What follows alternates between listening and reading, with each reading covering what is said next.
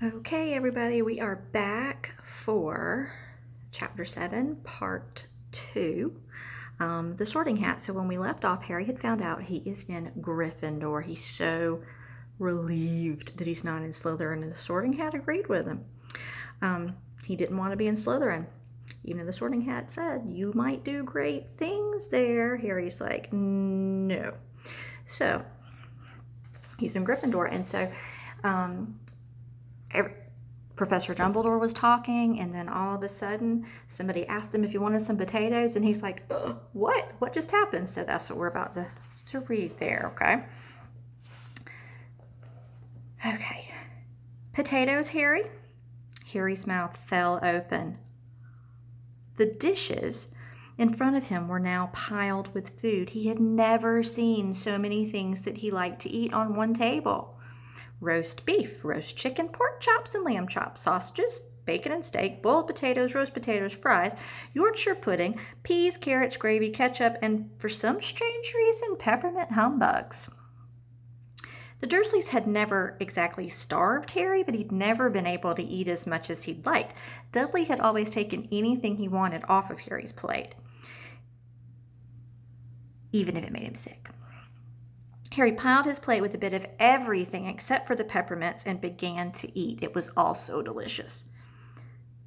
That does look good, said the ghost in the ruff sadly, watching Harry cut up his steak. Now, guys, a ruff, I didn't explain this to you when we first met him. A ruff is that thing that you see in very old-fashioned pictures, and it's like this big ruffly thing, ruffles, that goes all the way around your neck. Like when we see a picture of Shakespeare, he'll have the ruff around his neck. That's just what was in fashion at the time, way, way, way long ago. So this ghost has a ruff around his neck. And the ghost was very sad, asking Harry, oh my gosh, that looks so good. Can't you? I haven't eaten for nearly 400 years, said the ghost. I don't need to, of course, but one does miss it. I don't think I've introduced myself. Sir Nicholas de Mimsy Porpington, at your service, the resident ghost of Gryffindor Tower. I know who you are, said Ron suddenly. My brothers told me all about you. You're nearly headless Nick.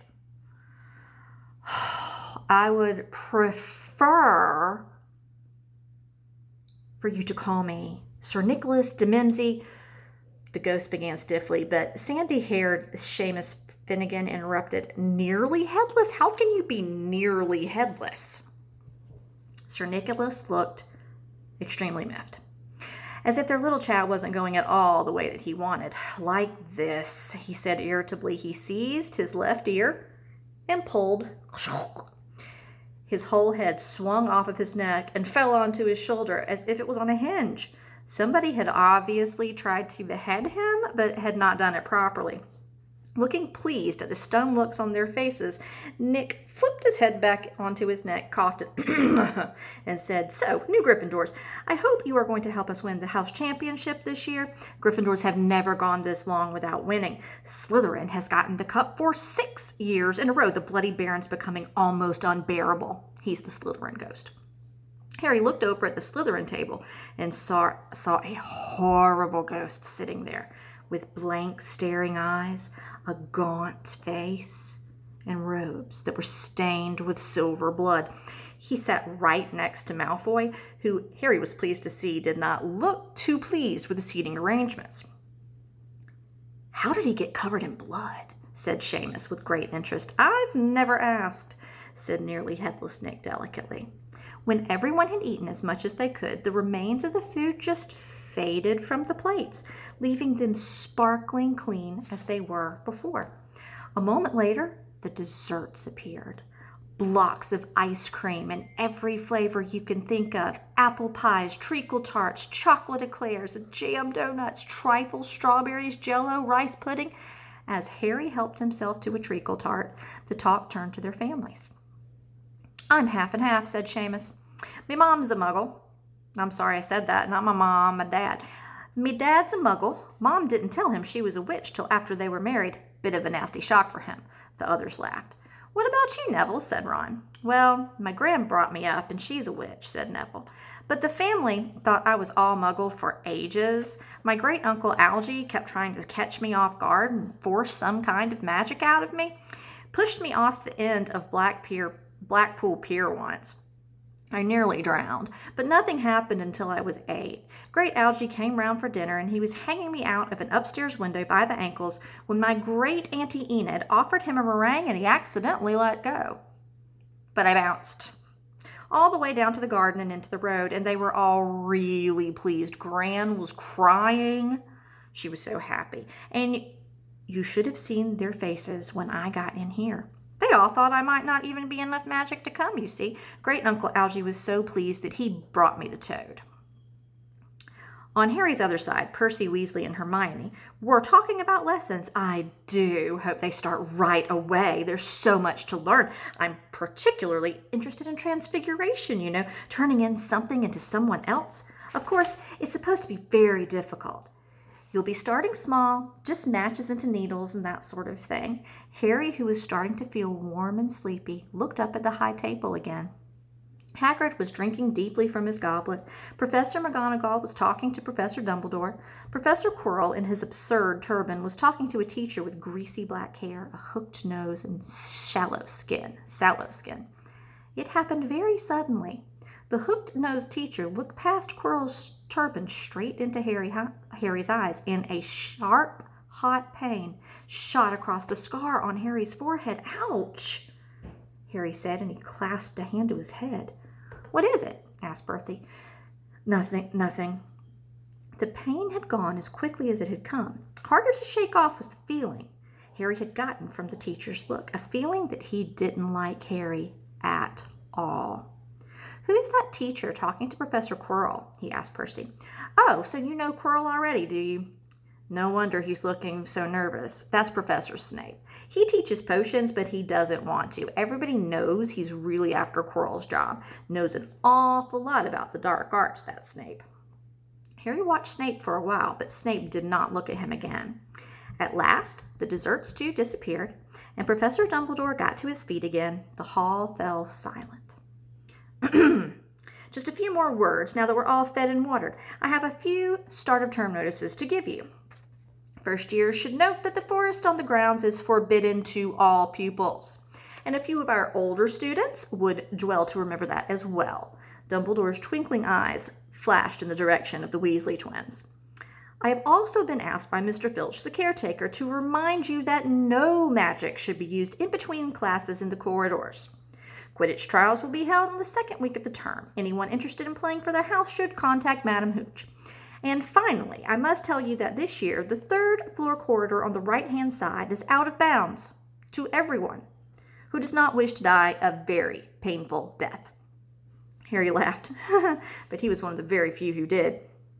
"He's not serious?" he added to Percy. "Must be," said Percy, frowning at Dumbledore. "It's odd, because he usually gives us a reason why we're not allowed to go somewhere. The forest full of dangerous beasts, everyone knows that. But I do think he would have told us prefects at least." "And now, before we go to bed, let us sing the school song," cried Dumbledore. Harry noticed that the other teachers' smiles had become rather fixed.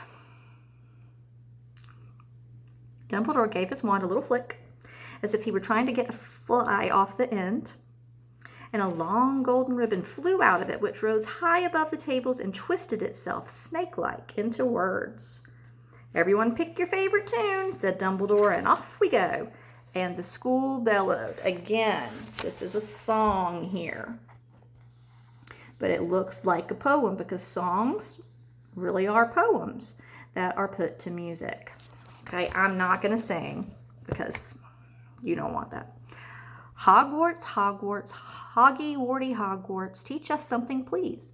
Whether we be old and bald or young with scabby knees, our heads could do with filling with some interesting stuff.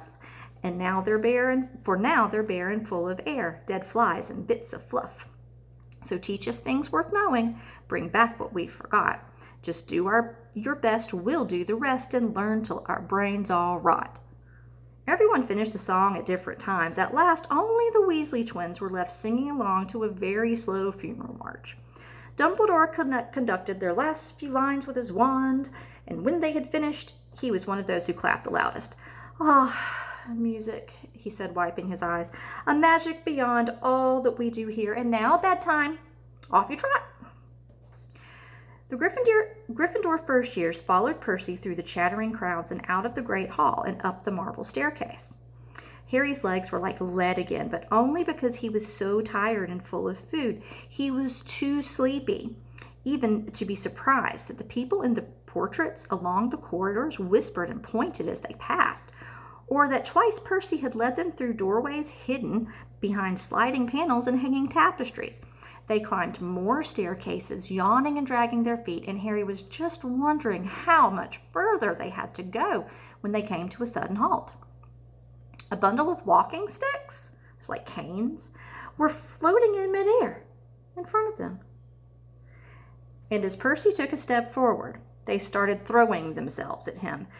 Peeves, Percy whispered to the first year. A poltergeist. He raised his voice. Peeves, show yourself. A loud, rude sound, like the air being let out of a balloon, answered. Do you want me to go to the Bloody Baron? There was a pop, and a little man with wicked dark eyes and a wide mouth appeared, floating cross-legged into the air, clutching all of the walking sticks. Ooh, he said with an evil cackle. Ickle firsties. What fun. He swooped suddenly at them. They all ducked. Go away, Baron. Go away, Peeves, or the Baron will hear about this. I mean it, barked Percy. Peeves stuck out his tongue and vanished, dropping the walking sticks right onto Neville's head. They heard him zooming away, rattling coats of armor as he passed. You want to watch out for Peeves, said Percy as they set off again. The Bloody Baron's the only one who can control him. He won't even listen to us prefects. Here we are. At the very end of a corridor hung a portrait of a very fat woman in a pink silk dress. Password? She said. Caput Draconis, said Percy, and the portrait swung forward to reveal a hole in the wall. They all scrambled through it. Neville needed a leg up, and they found themselves in the Gryffindor common room, a cozy, round room full of squashy armchairs.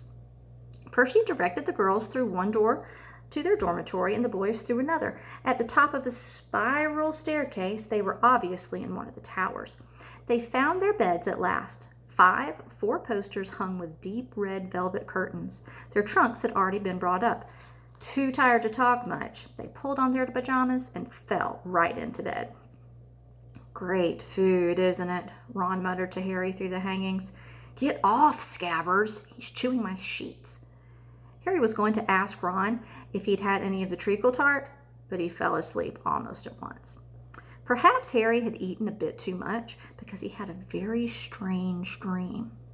He was wearing Professor Quirrell's turban, which kept talking to him, telling him he must transfer to Slytherin at once because it was his destiny. It got heavier and heavier, and he tried to pull it off, but it tightened painfully, and there was Malfoy laughing at him as he struggled to get it off. Then Malfoy turned into the hook-nosed teacher, Snape, whose laugh became high and cold. There was a burst of green light, and Harry woke, sweating and shaking. He rolled over and fell asleep again, and when he woke the next day, he didn't remember the dream at all. Now, boys and girls, why would they have told us about the dream if he doesn't remember it and it wasn't very important? This is what we like to call foreshadowing, is whenever the author gives us a clue or a hint to something that's going to happen next, and only you can use your inferencing and put together the pieces to know what might happen. She's given you a clue. Okay, so Harry's having this dream, and Professor Quirrell, you know what a turban is? It's like those things that people wrap around their head, like the genie in Aladdin. He's got a turban. I don't know about the genie, but Prince Ali does, I think. I don't know. I don't remember. I've got boys. We don't watch Disney that much. So the The turban is tightening tight and tight and tight around Harry's head. And it's telling him that he should have been in Slytherin, that it was his destiny. And Draco's laughing at him because he can't get it off. And then Draco turns into Professor Snape. And then there's a flash of green light. And Harry wakes up and he's really scared. But he doesn't remember it when he wakes up. You know how sometimes after you've been up for about an hour, you don't remember what you dreamt about? That happens. Anyway, so we are done with chapter 7. Tomorrow we're going to start on chapter 8. It is called The Potions Master. Okay. Now, if you recall, Percy was telling Harry that the potions teacher is Professor Snape. So he's probably going to be the potions master, would be my guess. Because I don't think that the students are a master at potions yet. Because, you know, master means you're really good at something. I've mastered the skill. They're brand new. They know nothing about potions. So we'll see. See you tomorrow.